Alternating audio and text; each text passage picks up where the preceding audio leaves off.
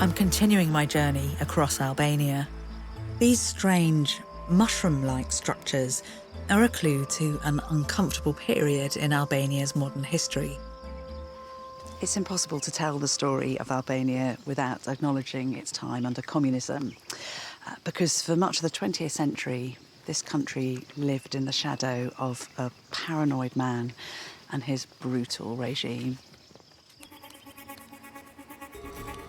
I'm exploring the legacy of Albania's communist dictator, Enver Hoxha, in the capital, Tirana. This is the country's largest secret underground bunker. It was built to survive chemical and nuclear attack, and it extends at least 5 floors down into the earth.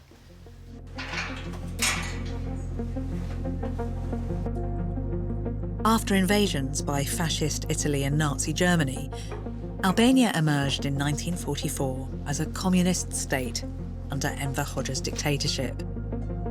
His regime held power for close on 50 years, until its collapse in 1992. The state just controlled all aspects of life, where you could live, what you could study, who you could marry, who you could see, even what you could say. Hoxha became convinced the country would be invaded by enemies and even former allies. His response was the bunkerization of Albania. 175,000 shelters were built. This one was for Hoxha and his military top brass.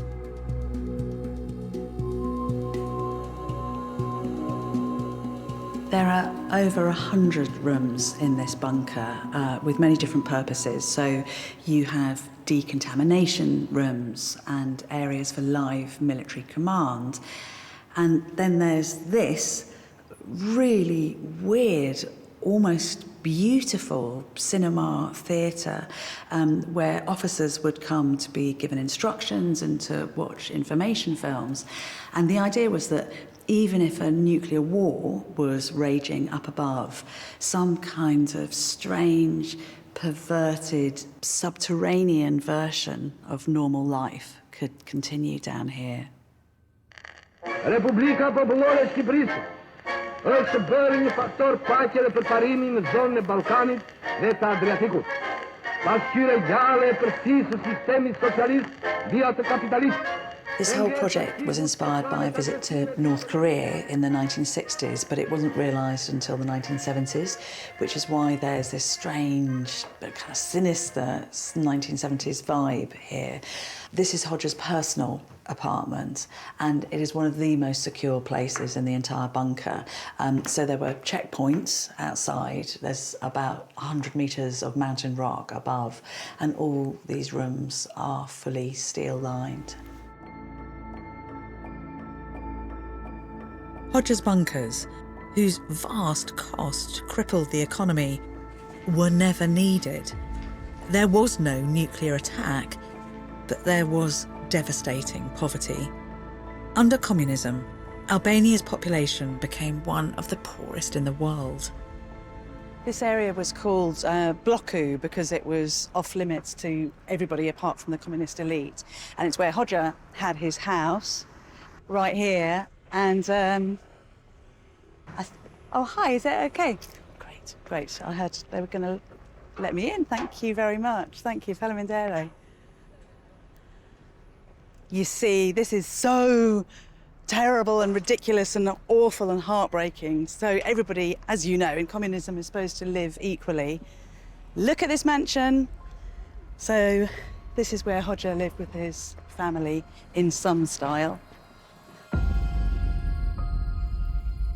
Closed to the public and unchanged since his death, it's rare that cameras are allowed inside this troubling reminder of a dark past.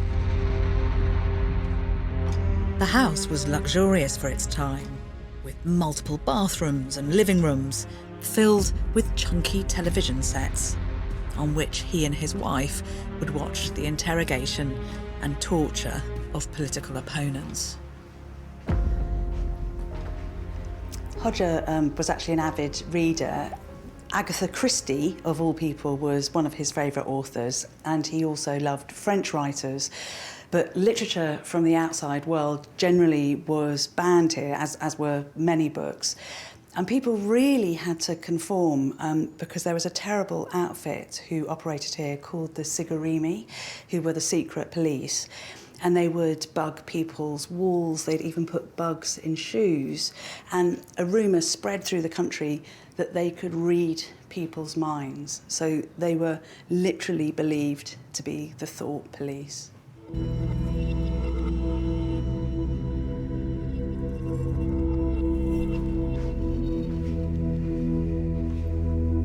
All this luxury and home comfort is sickening because one of Hoxha's most famous proclamations was, "We will eat grass until we bow to the pressure of foreign powers." And for many Albanians, that's pretty much what they had to do, because between the 1970s and the 1990s, the vast proportion of the population were at the poverty line and many were starving.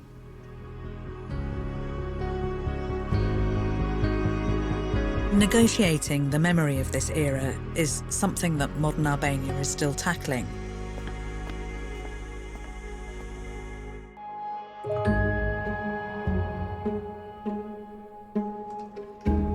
In the Tirana sunshine, I'm meeting an old friend, archaeologist Lida Mira, who's helping me reassess Albania's communist legacy. There's a lot of conversation now about whether you should keep history that is offensive to people and that has sorrowful memories. So do you think that the communist buildings here should be preserved, or should they be? Of course, they have to be preserved. In that period, I judged them in a very negative way. Now I think they have to be preserved. But in that period, wow, I said, because wishing for better things. Yes. But yeah, is this that we have to preserve all the steps of history. Yeah. Yes, yes. And why do you think, I mean, you and I love history. Yeah. But why do we need history? Why do we need to preserve it? To be proud. To educate the new generation, to be proud for everything we inherited from the past. I completely agree. And it's almost in the buildings.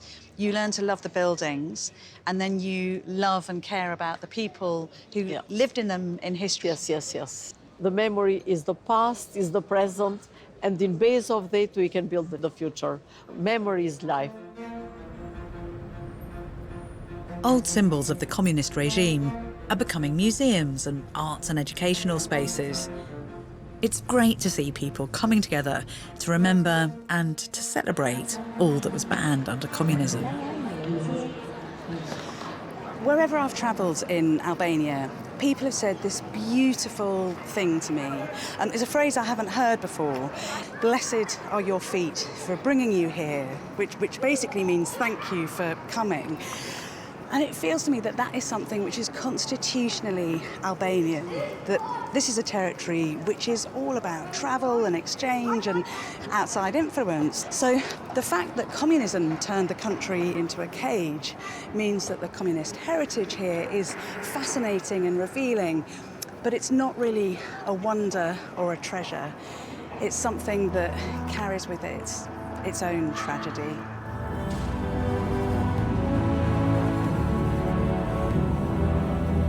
For me, what's endured throughout Albania's story is its cultural resilience.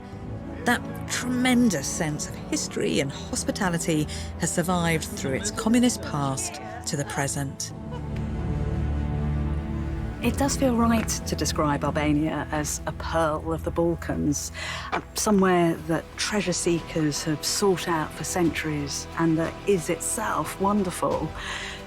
Across time, this land has become a cauldron of civilizations, but it never seems to have lost a sense of its own value and identity. It's a precious place that is itself a wellspring of civilization.